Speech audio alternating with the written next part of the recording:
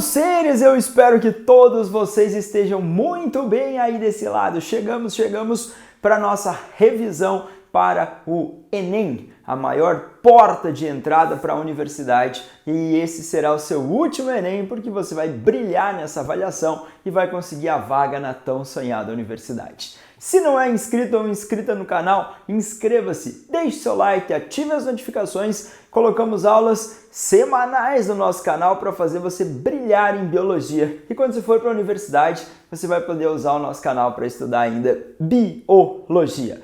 Enem sempre vai ter uma pegada para você pensar. Então, leia o comando da questão e anota do ladinho assim, o que ele quer, o que ele está perguntando. Encaixa a alternativa de resposta no comando da questão. E aí você vai brilhar. Porque ele vai colocar um textinho, alguma coisa de apoio, um esqueminha para você pensar, que você tem que resolver aquele probleminha ali. Ele pode colocar um assunto que tem coisas totalmente a ver nas alternativas, mas ele vai querer que você responda especificamente o que está no comando da questão. Então, eu coloquei aqui um esboço de ecologia. Geralmente tem várias pegadas na ecologia, seja na biologia celular, seja na parte de fisiologia associando com o meio ambiente, seja na parte de doenças. Ecologia entra em quase tudo aí na prova. Quando você tem essa fonte luminosa, você tem a transformação da energia luminosa em química pelos produtores. Então, nesse caso, o capim aqui, composto por seres autótrofos, seres que produzem o próprio alimento, transformam a energia luminosa em energia química. Então, esses seres são autotróficos, são os produtores. Na natureza, representado principalmente pelos vegetais, pelas algas, pelos seres fotossintetizantes. Lembrando que no ambiente aquático você vai ter o fitoplâncton na base das cadeias alimentares. No ambiente terrestre você vai ter os vegetais na base da cadeia alimentar. Então esse carinha é um produtor. Quem se alimenta desse produtor é o consumidor primário, nesse caso os gafanhotos. E aí você tem uma transferência de energia. O gafanhoto é comido pelo pássaro, transferência de energia. Então você tem uma cadeia alimentar, produtor ocupando o primeiro nível trófico, consumidor primário ocupando o segundo nível trófico, consumidor secundário, pássaro, ocupando o terceiro nível trófico e a seta representando essa passagem, esse fluxo de energia. Lembrando que você pode ter teias alimentares, conjunto de cadeias. O pássaro pode se alimentar diretamente de grãos, de sementes ou frutos do capim. Aí o pássaro passa a ser consumidor primário também. Ele pode ser um consumidor primário se ele se alimentar diretamente de frutos e sementes produzidos pelos capins. E aí, sócio, aí eu vou ter uma teia alimentar, um conjunto de cadeias. Geralmente você vai olhar para um indivíduo e ver se ele pode ocupar mais de um nível trófico, mais de uma posição. E aí você tem uma teia alimentar. Lembrando que você pode ter em ecologia a representação gráfica das pirâmides alimentares e nessas pirâmides você tem número, biomassa e energia. A pirâmide de energia jamais é encontrada de forma invertida e você tem uma redução de energia da base. Aqui vai estar o produtor, depois o consumidor primário e o consumidor secundário. Lembrando que a energia vai sempre diminuindo ao longo dos níveis tróficos. Lembrando que a matéria pode ser reciclada nos famosos ciclos biogeoquímicos. Então aqui, os produtores, eles conseguem realizar a fotossíntese e realizando a fotossíntese, produzem os compostos orgânicos. Antes da seta, gás carbônico e água. Isso aqui é reagente. Gás carbônico tem carbono aqui, ó. E esse carbono está na forma inorgânica. E aí a fotossíntese vai permitir a produção de um composto orgânico. Então essa reação aqui é da fotossíntese. Uma reação resumidinha, óbvio, da fotossíntese, C6H12O6, a representação do composto orgânico. Esse carbono aqui, do gás carbônico, veio para cá, na molécula de glicose. Esse oxigênio aqui, da molécula de água, quebrou a molécula de água, liberou o oxigênio para a atmosfera. Nós temos ciclos biogeoquímicos para matéria. Ciclo do carbono, ciclo do oxigênio, ciclo do nitrogênio. Eu não coloquei o nitrogênio aqui, mas você vai lembrar que os aminoácidos formam as proteínas, os nucleotídeos formam ácidos nucleicos como DNA e RNA, e são os componentes aí que têm grande quantidade de nitrogênio. Aqui na atmosfera você tem o nitrogênio, as bactérias do solo vão fazer a fixação, converter o nitrogênio atmosférico em amônia, amônia convertida em nitrito, nitrito em nitrato, no ciclo do nitrogênio com muitas transformações. As plantas podem obter esses nitratos do solo, entrar o composto nitrogenado no corpinho delas. Aqui eu foquei no carbono e no oxigênio. Agora, C6H12O6 mais oxigênio. Aqui tu tem um composto orgânico e ele vai ser desmontado num fenômeno chamado respiração celular aeróbica. Aeróbica, consome o oxigênio. Desmontei a molécula de glicose. Eu vou liberar CO2, água e nos cálculos mais moderninhos 30 ATPs a partir de molécula de glicose. Então veja que aqui você tem a glicose sendo desmontada na presença do oxigênio. Duas maneiras de desmontar essa glicose. Vamos pensar em você. Respiração celular aeróbica, que usa oxigênio, que tem 3 etapas: glicólise, ciclo de Krebs e fosforilação oxidativa, que nós teremos a participação das mitocôndrias aqui. Outra forma de quebrar composto orgânico, fermentação. Quando não chega oxigênio de uma forma suficiente nos músculos, nós teremos fermentação lática. A fermentação não vai produzir 30 ATPs, vai ter um saldo positivo de apenas 2 ATPs. E você vai ter a produção ainda do ácido lático, que vai ser liberado na nossa circulação, vai para o fígado e depois pode ser convertido novamente em glicose. Mas não esqueça essas reações pensando na natureza, aqui na natureza. O CO2, o gás carbônico, o gás metano, que vem da decomposição anaeróbica, liberados esses carinhas na atmosfera, eles contribuem consideravelmente com o aumento da temperatura global. Eles vão ficar aprisionados na atmosfera, contribuir com a retenção dos raios infravermelho e isso ao aquecimento global, aumentando as temperaturas médias do nosso planeta. Então, foco, por favor, nesses procedimentos ecológicos. Palavras como sequestro do CO2, retirar o CO2 da atmosfera, fixação do CO2, pegar esse CO2 na forma de gás carbônico, o CO2 na forma inorgânica e colocar aqui num composto orgânico, que vai acontecer nos seres eucariotos, lá nos cloroplastos, lá numa regiãozinha chamada estroma. Então nós teremos aqui embaixo citologia. Fiz o esboço de uma célula. Você vai lembrar que existem células procarióticas menores, mais simples, representado pelas bactérias, cianobactérias, arqueobactérias, e as células eucarióticas, maiores, com um sistema de endomembranas, com uma relação de vários componentes internos, cada um especializado em funções. Os protistas, os vegetais, os animais, os fungos são seres eucariotos, ou seja, tem um núcleo especializado na célula individualizando o material genético.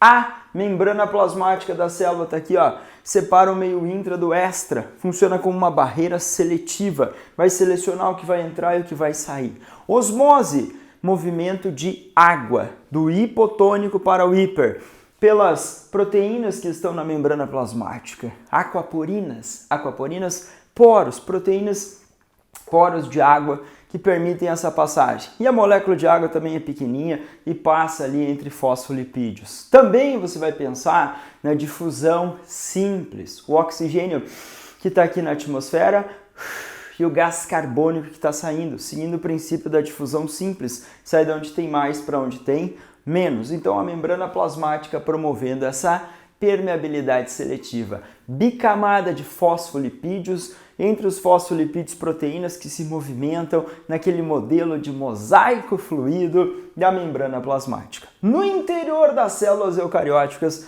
além do núcleo, que é uma organela que ocupa um grande volume, que tem o material genético, tem o centro de comando, você tem várias organelas celulares, as mitocôndrias e os cloroplastos.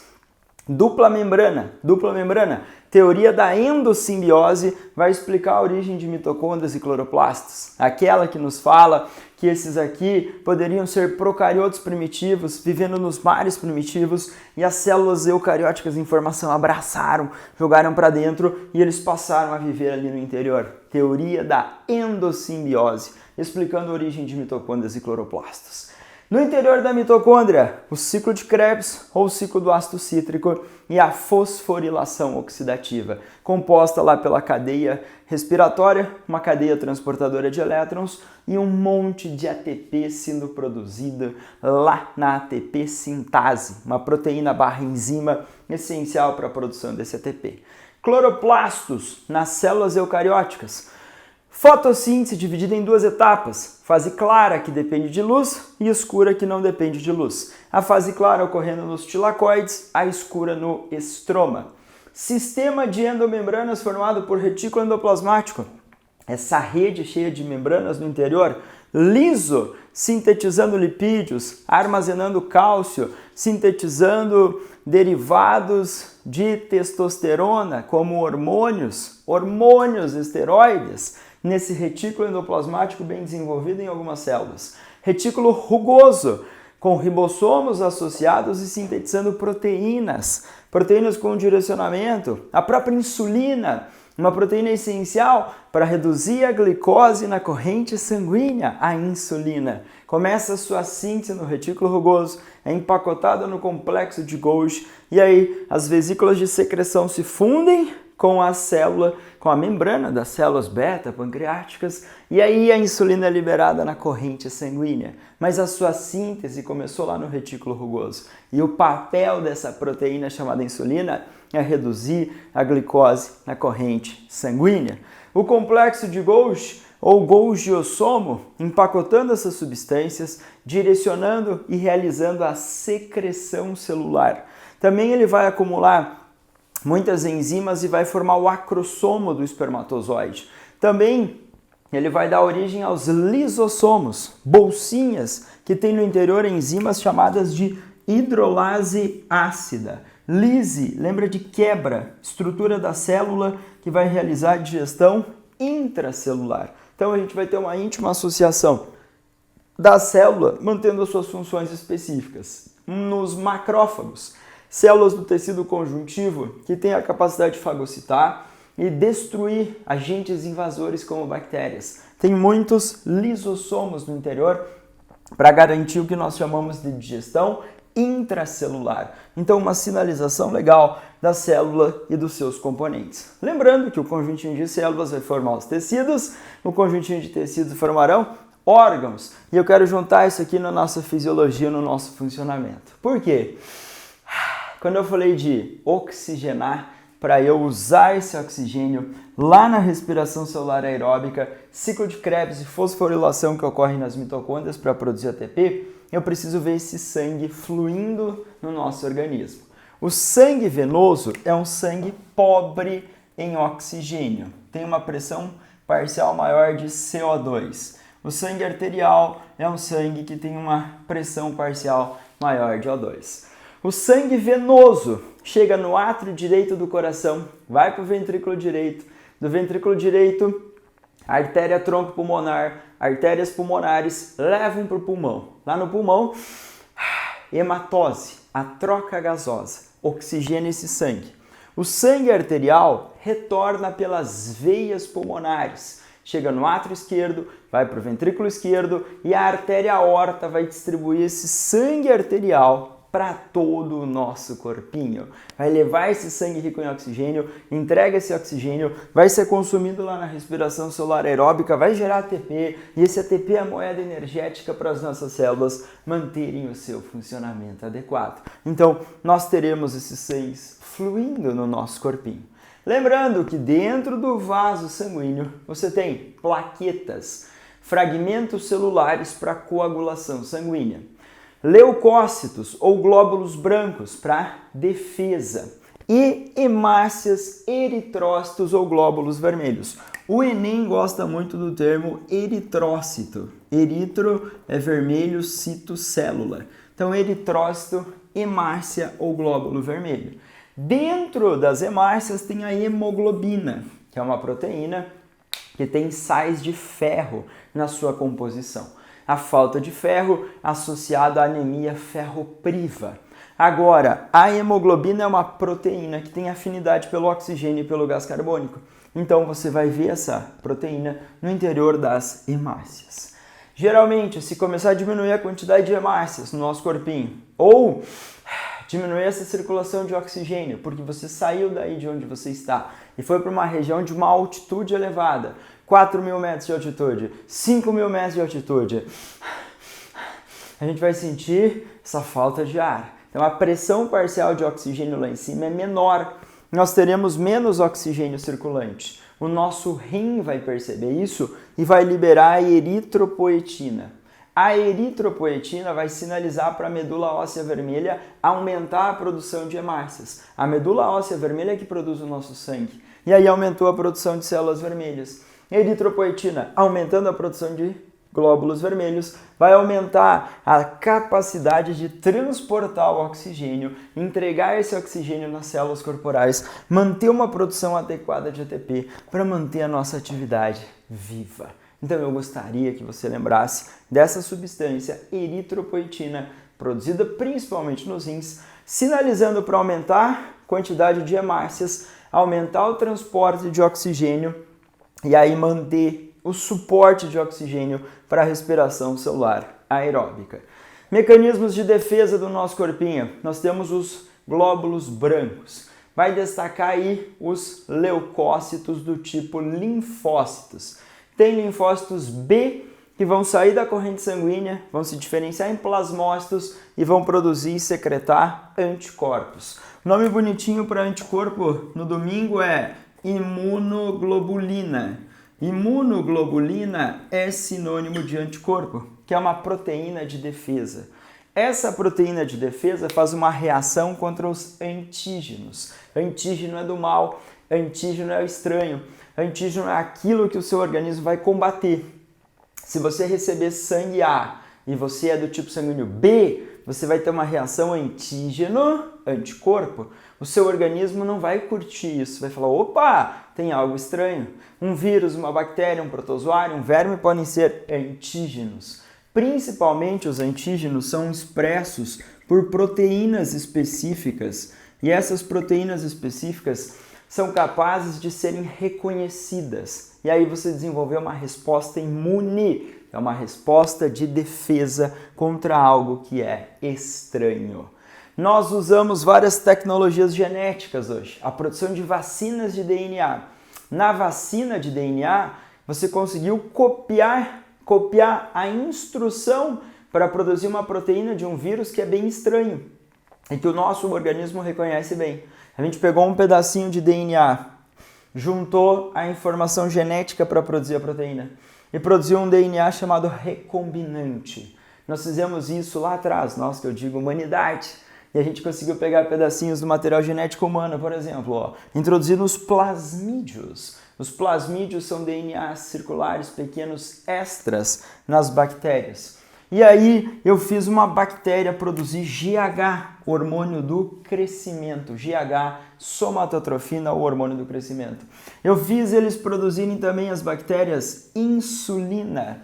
E essa insulina é essencial para tratar pessoas com diabetes. Agora, como é que eu fiz isso? Peguei o DNA humano, coloquei ali. Mas como é possível fazer isso? É possível porque os seres vivos vão usar basicamente as mesmas instruções. Quais são as instruções? Você tem uma informação do DNA. Essa informação é transcrita para a formação de um RNA mensageiro, que carrega uma mensagem. Lá no RNA mensageiro você tem a sequência de 3 letrinhas, que são os códons. 3 letrinhas do RNA mensageiro códon. E aí, sequência de um aminoácido na proteína, com exceção dos códons de finalização, o AA, o AG, o GA, que indicam o fim da síntese de proteínas. Mas do RNA mensageiro para a formação de proteínas, eu chamo isso de tradução. Nas células eucarióticas ocorre aqui no citosol/citoplasma. Os ribossomos livres, os ribossomos do retículo rugoso, traduzindo e produzindo as proteínas. Mas uma bactéria só produzindo uma proteína humana, como isso é possível? Código genético. relação do códon, o respectivo aminoácido, e esse código é universal ou praticamente universal. Ele ocorre em todos os seres vivos, ou praticamente todos os seres, usando essas instruções para produzir essas proteínas. E a gente pegou essas informações da natureza, consegue manipular, consegue produzir plantas transgênicas, animais transgênicos, consegue fazer terapia gênica, substituir um gene defeituoso por um gene que consiga expressar a proteína de interesse. Conseguimos fazer testes de DNA para fazer o reconhecimento desses indivíduos em casos de paternidade, por exemplo, em casos de acidentes. Nós temos informações, sequências de letrinhas para a nossa identidade. E pensando na genética, genética é aquilo que é hereditário, aquilo que é transmitido aos descendentes.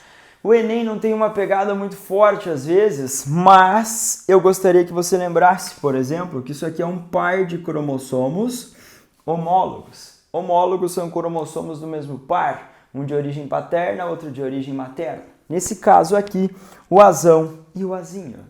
Agora, se você tem no seu genoma, que é o conjunto de genes que você vai carregar, o alelo azão e o alelo azinho, quando você vai produzir os gametas, você pode produzir 50% dos gametas contendo o alelo azão, 50% dos gametas contendo o alelo azinho. O Enem vai perguntar qual é a divisão que promove essa separação dos gametas. A resposta é meiose. A meiose vai promover essa separação dos cromossomos homólogos. Então você tem um par de homólogos e especificamente, pode anotar lá, a anáfase 1 da meiose. Especificamente, na anáfase 1 da meiose, ocorre essa separação dos homólogos. Se tem um parzinho de homólogo, a célula é diploide, ou seja, 2N. Agora lá no gameta vai ter apenas um cromossomo do par. Então essa célula vai ser haploide. Quem faz a transformação da célula diploide em haploide é a anáfase 1 da meiose, porque ela separa os homólogos. Então eu gostaria dessa característica marcante. E isso é marcante também na genética. Por quê? Porque se esse espermatozoide fecundar um ovócito, ele vai carregar o alelo azão. Agora, se for esse que fecundar, vai carregar o alelo azinho. Então a gente vai ter essa caracterização dentro da genética ou na instrução DNA, RNA, proteína, com as palavrinhas legais. DNA por RNA, transcrição, RNA, proteínas, tradução. Quando eu olho para tudo isso, geralmente nós usamos essas informações da natureza para nos proteger contra doenças. Lembra da teoria da seleção natural? Proposta por Charles Darwin, duas palavrinhas importantes. Sobrevivência. Então eu tenho que combater as doenças, tenho que ter um sistema imune bom, tenho que estar bem alimentado. E depois, reprodução. Para sobrevivência, vamos combater os antígenos. Antígeno é o que é estranho. Produzindo anticorpos, tendo memória imunológica. Por exemplo, AIDS, sífilis, gonorreia são doenças conhecidas como infecções sexualmente transmissíveis. E essas ISTs podem ser prevenidas com o uso de preservativos. AIDS, síndrome da imunodeficiência adquirida, causada por um retrovírus. Retrovírus é aquele vírus que tem RNA como material genético e a enzima transcriptase reversa. E a enzima transcriptase reversa usa o RNA como modelo para a produção de um DNA. Aí esse vírus entrou nas células, nos linfócitos TCD4, e ele consegue pegar o RNA, montar um DNA e incorporar o DNA dele, vírus, nas nossas células, nos linfócitos TCD4. Um vírus muito malandrinho, o causador da AIDS. Sífilis e gonorreia, causadas por bactérias, mas são infecções sexualmente transmissíveis que são tratadas com antibióticos. Então, os antibióticos são medicamentos específicos para tratar bacterioses. Ou eles vão impedir a síntese de proteínas, vão bloquear produção de sinalização para várias etapas da multiplicação das bactérias, produção de compostos de componentes da parede celular, tornar a bactéria fragilizada para dar chance do nosso sistema se desenvolver e lutar e eliminar esses micro-organismos. Arboviroses são viroses transmitidas por artrópodes. As mais famosas no Enem, dengue e febre amarela. Temos agora uma vacina para dengue. Campanhas de vacinação para febre amarela há muito mais tempo. O que a vacina contém? A vacina contém os antígenos e ela vai estimular o seu organismo a produzir anticorpos. Ah, mas o Enem comparou o indivíduo que foi picado por uma cascavel. O indivíduo foi picado por uma serpente cascavel, ele vai receber soro, ele vai receber os anticorpos prontos para combater as toxinas que a cascavel introduziu no nosso corpinho e pode afetar muito o nosso funcionamento. Agora, aqui você tem vacinação e você tem uma forma de tentar evitar que o vírus prolifere intensamente e promova um estrago muito grande no nosso organismo. A vacina vai induzir o nosso corpinho a entender como esse micro-organismo vai se multiplicar, vai avançar, e aí nós temos a chance de produzir esses anticorpos, os anticorpos se ligarem à superfície do vírus e impedir a entrada nas nossas células e a gente se defender. Malária, uma doença que nos preocupa muito no Brasil. Por quê? Porque nós temos aqui transmissores, o mosquito anófilis, prego, mas nós temos produção de cloroquina e hidroxicloroquina para tratar a malária. Agora, mecanismos de prevenção, profilaxia.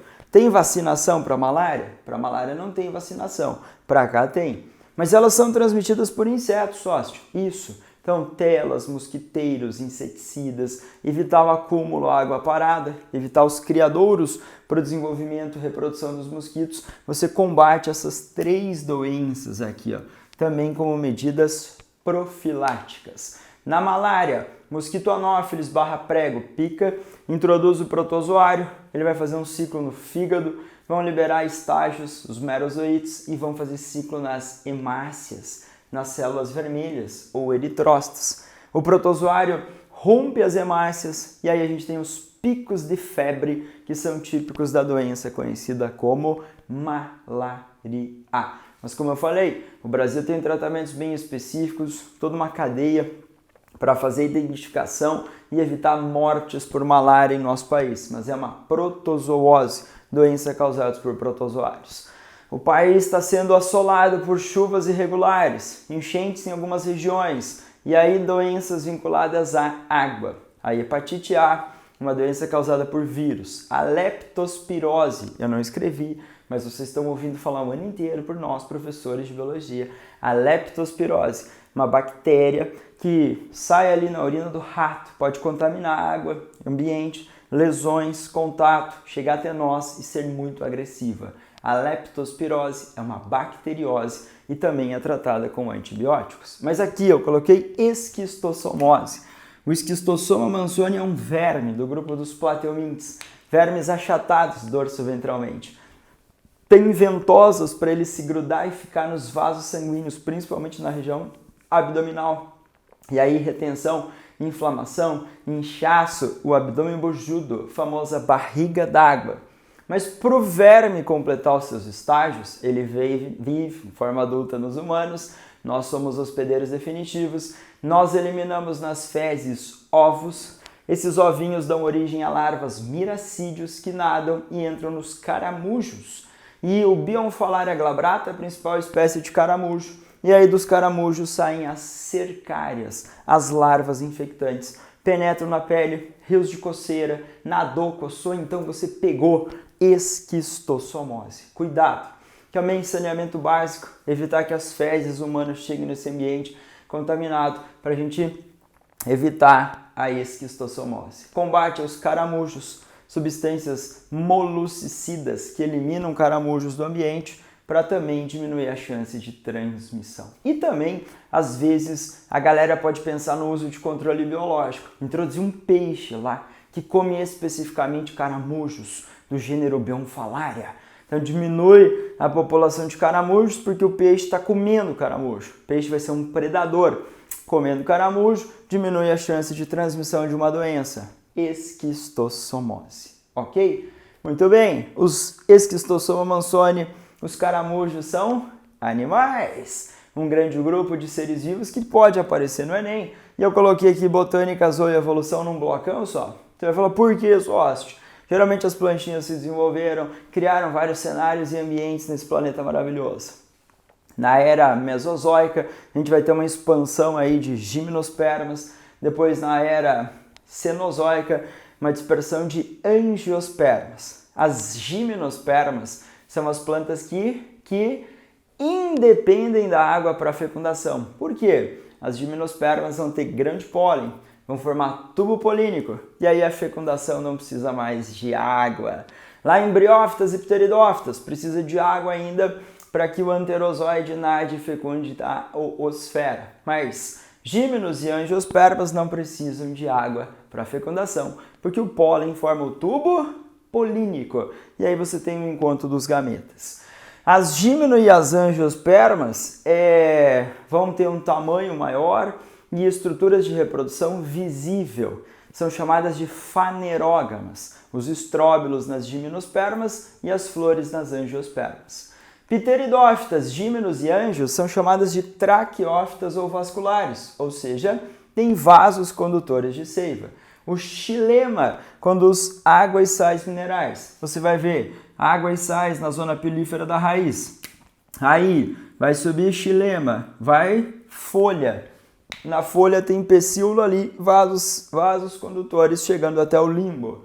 Lá vai ocorrer a fotossíntese. Lá você vai ter muitos cloroplastos. Lá você vai ter o sequestro do CO2 e aí a produção de compostos orgânicos. E a seiva elaborada ou orgânica, formada principalmente por água e sacarose, vai descer pelo floema e vai distribuir para todo o corpo da plantinha. Então uma planta é um ser autótrofo porque ela consegue produzir o seu próprio alimento através da fotossíntese, mas ela tem mitocôndrias para degradar os compostos orgânicos que ela produziu. Ela tem cloroplastos para produzir, é um ser autótrofo, consegue produzir e consegue degradar. Então nós teremos esse mecanismo e funcionamento desses vegetais maravilhosos. Lembrando que quando a gente pensa ainda nas plantas como as angiospermas, as flores coloridas, cheirosas, adocicadas atraem os agentes polinizadores. Então insetos, aves, potentes agentes polinizadores. O óvulo fecundado e desenvolvido vai formar a semente e o ovário, o fruto. Muitos animais de grande porte vão atrás do fruto para comer e auxiliam a dispersão das angiospermas no ambiente. Então a era cenozoica, recente, que nós estamos vivendo aí nos últimos 65 milhões de anos, a era das angiospermas e também dos mamíferos. Mas eu tenho destaque para insetos, uma parte do filoartrópoda muito importante para a transmissão de doenças, para a polinização, para você analisar cadeias e teias alimentares baseado nesses seres insetos. Os artrópodes representam mais de 80% dos animais do planeta. Os insetos excretam ácido úrico, menos água perdida, economia de água. Esses animais têm uma respiração aérea por traqueias, muito eficiente para dispersar o oxigênio. Inseto eu quero, inseto eu quero, inseto eu quero respirar. Me dá traqueia, me dá traqueia, me dá traqueia. Assim meu sangue não vai ter que transportar O2, O2, O2. A hemolinfa, que flui no sistema circulatório aberto, não transporta esse O2. Esse O2 vai pelas traqueias direto aos tecidos corporais. Os répteis botam ovos amnióticos, conquista definitiva do ambiente terrestre. Excretam ácido úrico, economia de água, tem uma pele muito queratinizada, evita a perda de água para o ambiente. Anfíbios são os primeiros a saírem para o ambiente terrestre, mas tem uma pelezinha permeável, uma pelezinha fininha, uma pelezinha úmida. Isso faz ele desidratar fácil, se ele ficar num ambiente muito seco. Isso afeta demais a vida dos anfíbios. Os anfíbios, primeiros vertebrados aí para essa saída da Terra, mas os répteis, conquista definitiva. Aves e mamíferos têm adaptações maravilhosas para geração de calor interna. Vão precisar de muito alimento para manter a atividade metabólica elevada. Somos animaizinhos chamados de endotérmicos. Vamos gerar calor interno, manter uma atividade metabólica elevada e isso vai permitir a gente explorar vários e vários lugares no ambiente. Os mamíferos têm pelos, as aves têm penas queratinizadas. O nosso pelo próprio é queratinizado. Então a gente vai ter adaptação nesses grupos aqui para gerar um calor interno, manter uma temperatura entre 35 e 37 graus e explorar vários e vários ambientes. Nossa oxigenação do sangue de uma forma eficiente, uma circulação dupla completa, levando o oxigênio, sangue rico em oxigênio para as células corporais, para consumir numa frequência bastante elevada. E boa parte do que a gente consumir de alimentos, a gente vai perder calor vai perder parte dessa energia na forma de calor para o ambiente para manter a nossa temperatura corporal constante. Então, aves e mamíferos, animais endotérmicos.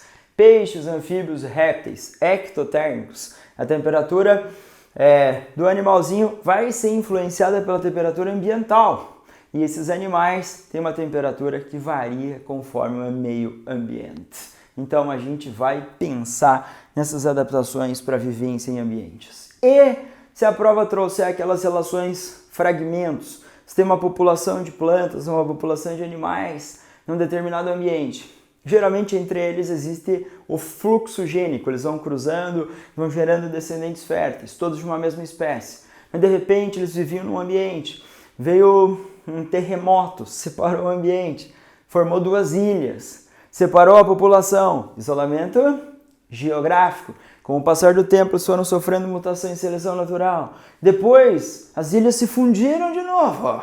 E aí, eles se encontraram, mas eles não cruzam mais e não geram descendentes férteis. Então, foi interrompido o fluxo gênico.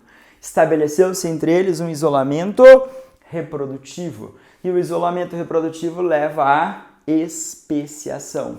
Especiação é a formação de novas espécies. Se for no mesmo ambiente, ela é chamada simpátrica. Se for em ambientes diferentes, ela é chamada de alopátrica. Mas para ter especiação, eu preciso de isolamento reprodutivo. Aqueles indivíduos não cruzam mais e não geram descendência fértil. Ou se cruzar, não geram uma descendência fértil capaz de se sustentar, gerando novos indivíduos. Lembrando que evolução é sinônimo de mudança. Você pode olhar para essa mudança com a genética, a frequência dos alelos, azão, azinho. Você pode ver a frequência dos alelos, estudar a genética de populações. Se a frequência desses alelos se mantém constante, a população não está em evolução. Agora, se a frequência muda, ela está em evolução. Essa evolução vai ser baseada nas ideias de variabilidade genética. Você vai ter na população diferenças entre os indivíduos. A seleção natural atua, diminui essa variabilidade genética e vai promovendo especiação. Então, a formação de novas espécies com o passar do tempo, mas para ocorrer especiação, eu preciso de isolamento reprodutivo. Essas são minhas dicas para o Exame Nacional do Ensino Médio Enem 2025. Eu acho que você vai brilhar assistindo essa aula, você vai lembrar de várias coisas que sim estarão na sua prova no domingo. Eu desejo a todos vocês um excelente Enem, que seja o último da vida de vocês, claro, nesse momento estudantil, porque depois você pode fazer outros para fazer outras universidades, outros cursos e outros momentos na sua vida. Mas, com todo o carinho do mundo, eu desejo uma excelente prova do Enem para todos vocês. Um abração e boa prova!